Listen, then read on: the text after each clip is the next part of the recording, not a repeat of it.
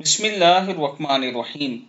عابد راجہ channel کی طرف سے آج میں اپنے چاہنے والوں کو ایک بہت ہی پیارا عمل بتاؤں گا۔ نبی کریم صلی اللہ علیہ وآلہ وسلم کی سکھائی ہوئی دعا۔ حضرت ابو بکر صدیق رضی اللہ تعالیٰ عنہ فرماتے ہیں کہ انہوں نے رسول اکرم صلی اللہ علیہ وآلہ وسلم سے درخواست کی کہ مجھے کوئی دعا سکھائیں جسے میں نماز میں مانگا کروں۔ آپ صلی اللہ علیہ وآلہ وسلم نے فرمایا کہ یوں مانگا کرو، اللہم، کیا ہے؟ اللہم انی ظلمت نفسی ظلما کثیرا ولا یغفر الذنوب الا انت فاغفر لی مغفرۃ من عندک وارحمنی انک انت الغفور الرحیم۔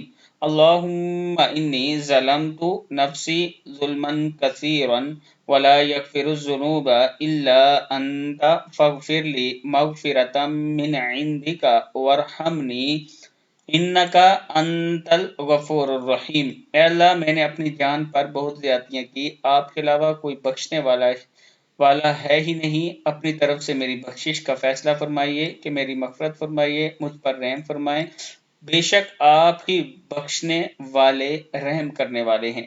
صدق اللہ العظیم۔